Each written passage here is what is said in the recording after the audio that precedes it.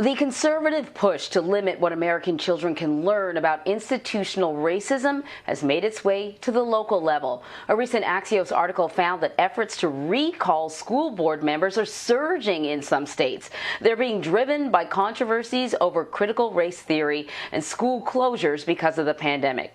Axios race and justice reporter Russell Contreras joins us now to discuss the latest battleground in the culture wars. And that's really what it is. I mean, it is moving the culture wars into the classroom.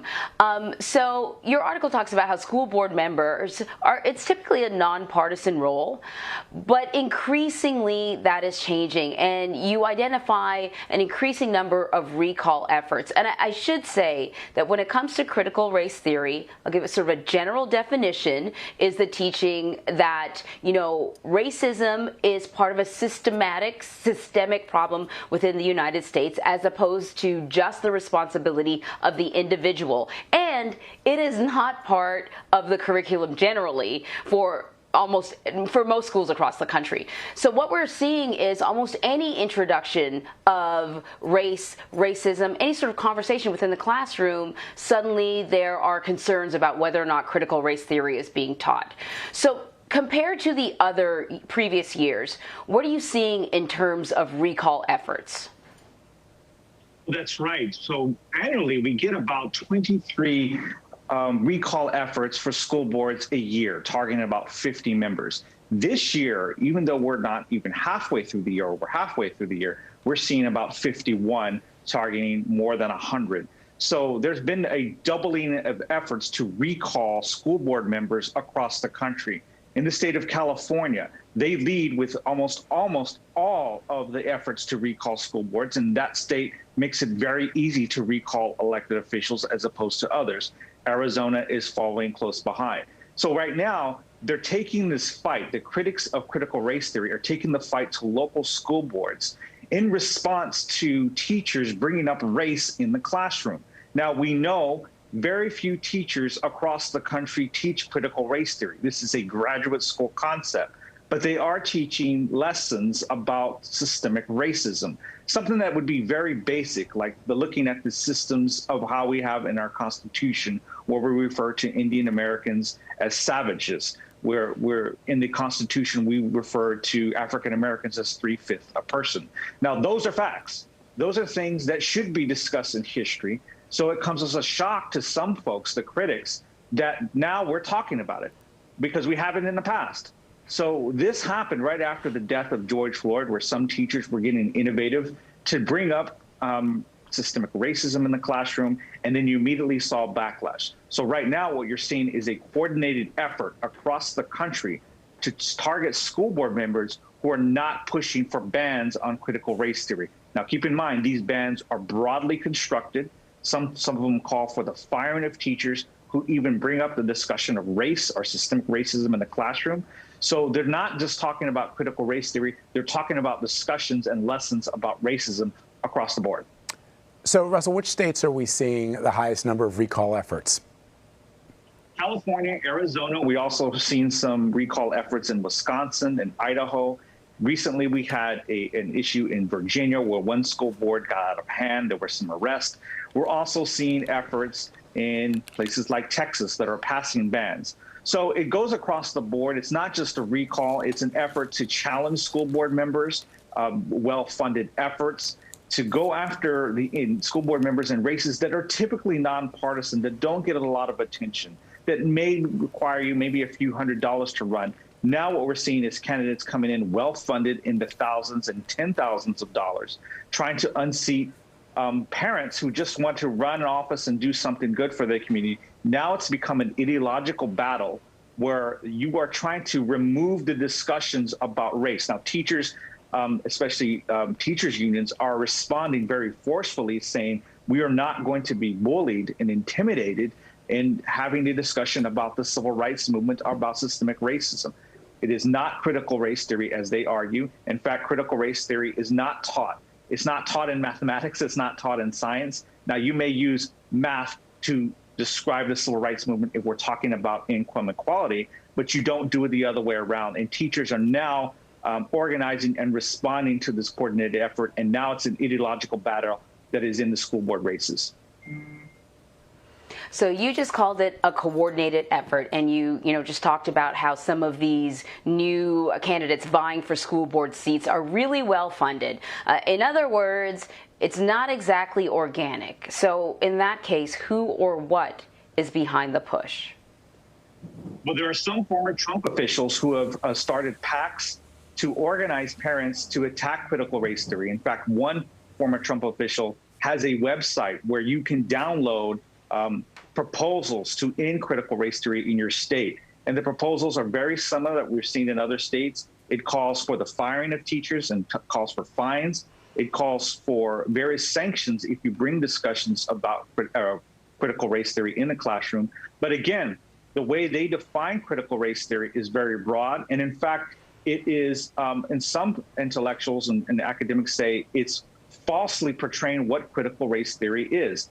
Critical race theory, as you mentioned, is this study and framework that looks at our systemic problems in our country and how racism has been ingrained in things in our legal system and our school system across the board.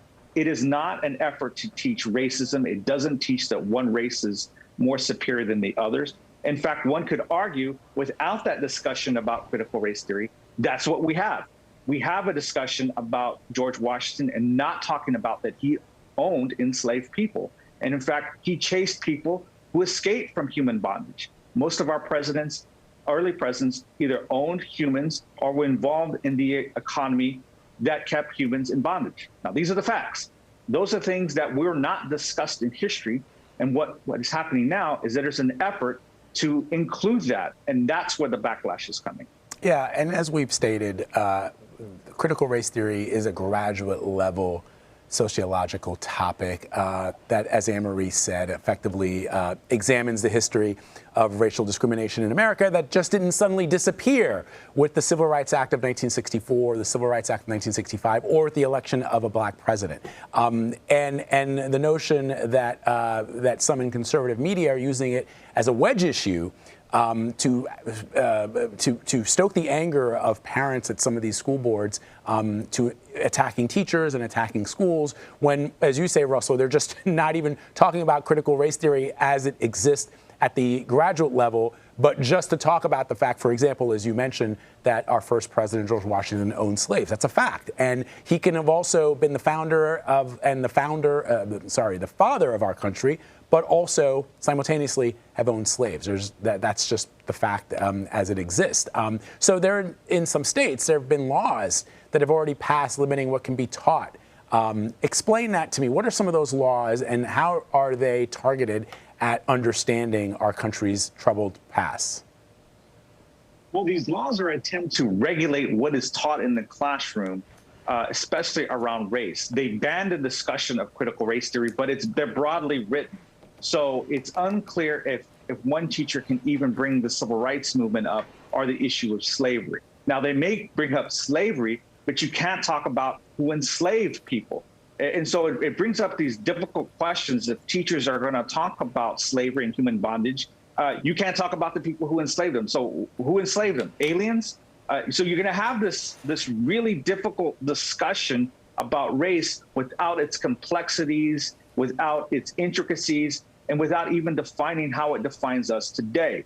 I can tell you, as a former teacher, before I got into journalism, my discussion about race and civil rights were limited to heroes and holidays. I could talk about Ella Fitzgerald. I could talk about Dr. Martin Luther King Jr., but I was very limited in discussing about the intricacies of what they were advocating for. So I could talk about Dr. King's I Have a Dream speech, but I couldn't bring up his speech about how long, not long, at the Alabama State House. So even if we're going to limit the discussions of race, we haven't moved the ball to have an intricate and very difficult lessons to talk about our current conditions. So as we move toward that, that's where the backlash is coming.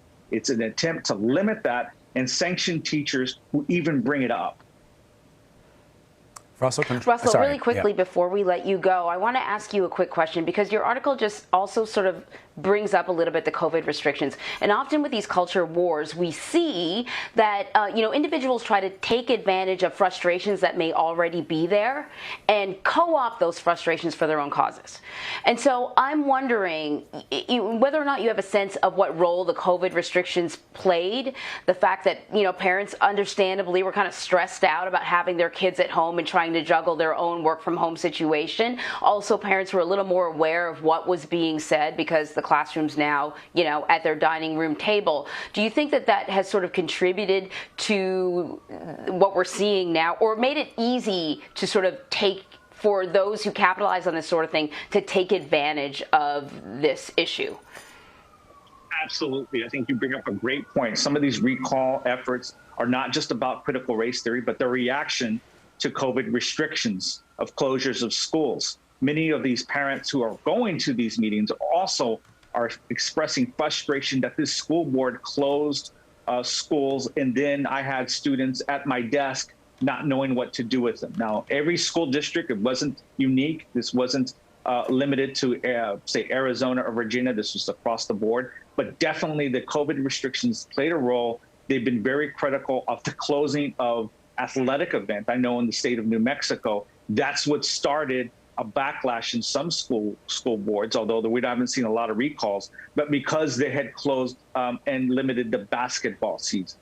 So it's a combination of both COVID restrictions, frustration about how we're discussing race, and us, just a general frustration and this anxiety about what is happening in the country and why things change. The combination of that is very lethal, and now it's in the school board. Fascinating discussion. Russell Contreras, thank you as always, my friend. Appreciate it. Thank you.